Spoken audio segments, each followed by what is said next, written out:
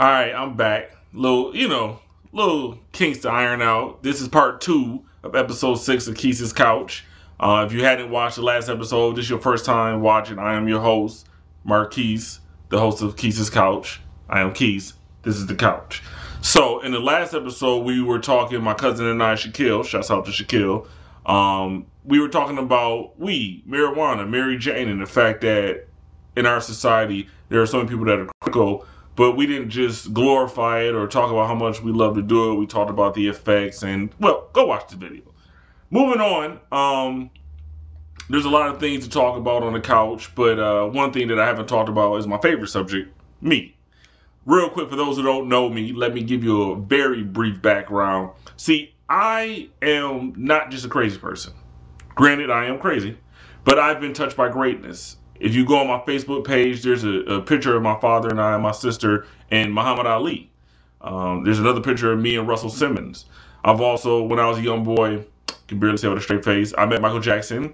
No, I was not molested. Again, it's funny. He was coming out of a toy store in Hollywood. I know that's hilarious. But I'm from Hollywood, California. Shouts out to Hollywood.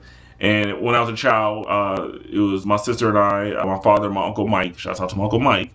And we were in a crowd of people. So the story goes, well, that's a story for another time, but I met Michael Jackson, and apparently, I'll tell the story.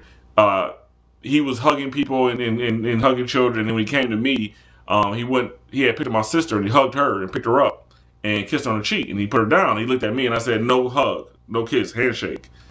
I don't remember that, but that's how the story goes. And so he laughed. It's pretty ironic, a lot of ironies in that story. But supposedly, a few weeks later, he was at a restaurant.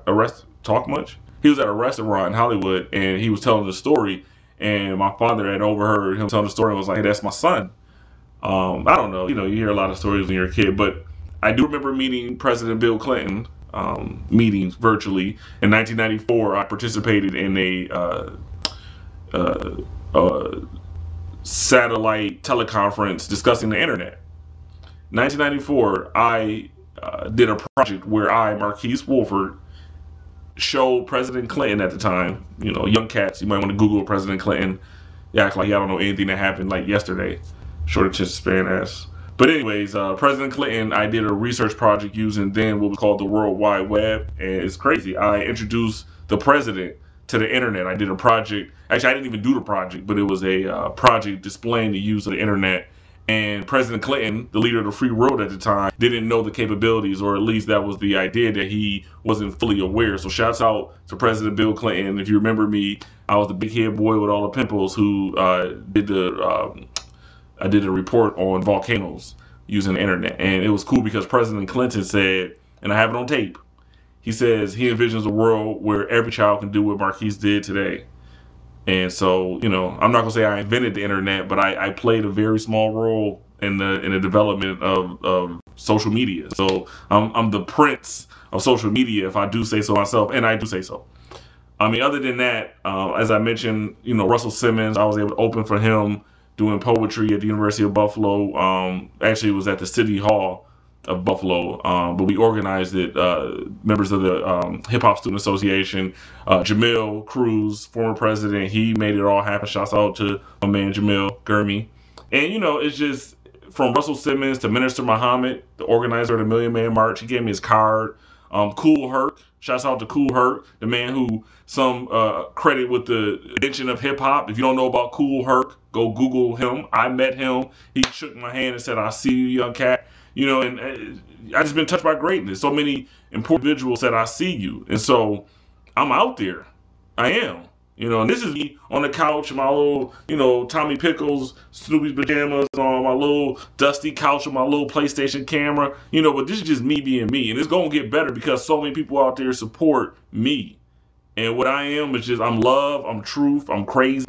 But this going to get better. I see myself out there killing it on behalf of people who are tired of nonsense and bullshit and just want something real. I was born in the hood. I was raised in Buffalo, New York, and I would go back and forth between the two. So I'm East Coast, West Coast. I'm bi-coastal.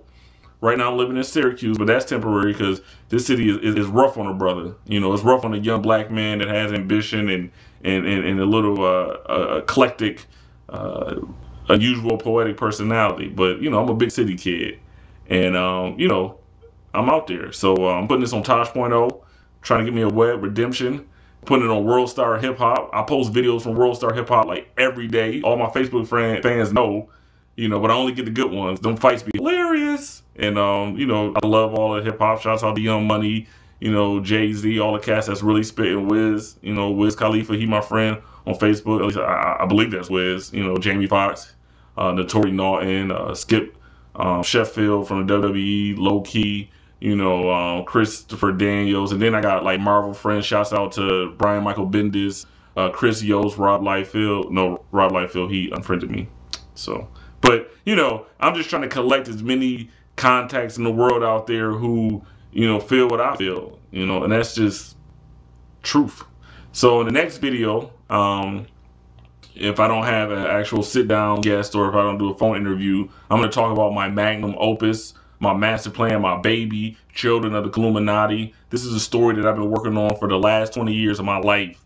This is everything that I've ever read and experienced put into an epic story. I'm basically looking to become the first black George Lucas. I'm trying to go I am going. There is no try. There is only do. I am going multimedia. My story, I'll give you a taste and then we'll talk about it in another video. Basically, ideas like love and hate and fear, they willed themselves into existence at the beginning of the time. And these entities, the Illuminati, not to be mistaken for the Illuminati, although I came up with the title when I was 11, so you got to figure I probably thought I was saying Illuminati. I don't know.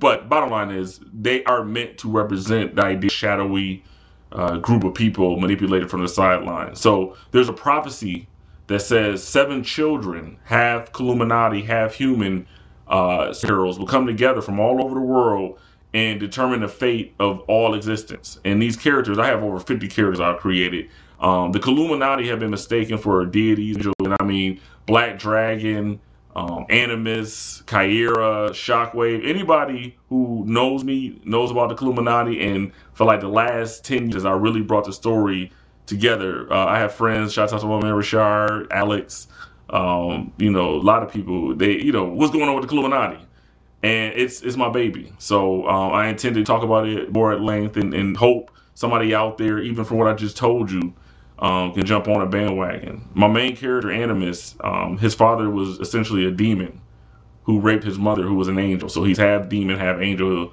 and he's gay. So I have a half demon, half angel, gay, 10-foot werewolf creature with big black angel wings who shoots corrosive spiritual energy out of his eyes.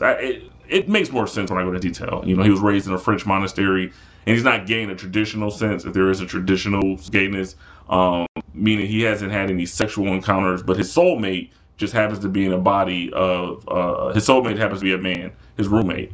So it's pretty complex. Like I said, I've been working on a story for 20 years, and I have characters from all over India, Korea, America, Native American characters. I have an Indian character, Indian from India.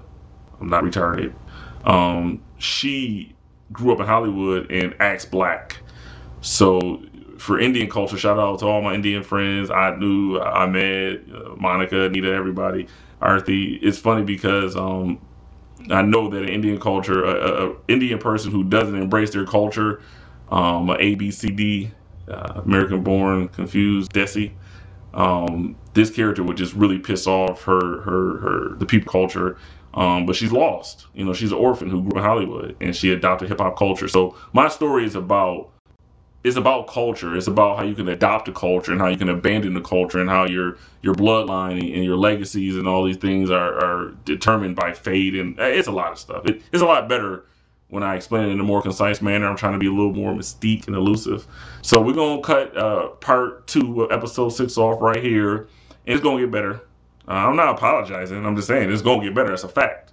So tune in next episode. If you want to be down, hit me up on Facebook, Marquis, Marquis, funniest person on FB, because I am, Woolford, Woolford. Look me up, Quis' Qouch on YouTube. I'm out there. So support the movement. Team Qouch. Deuces. Yo, and shouts out to my brother LaRue. Shouts out to both my brothers and my sisters. everybody, but specifically, shouts out to LaRue because I just want to let you and everybody that mess with me know, yo, I fucks with you. I fucks with you with no condom. All right? This is for everybody out there that's feeling me. Both hands. I fucks with you. No protection. Let's go.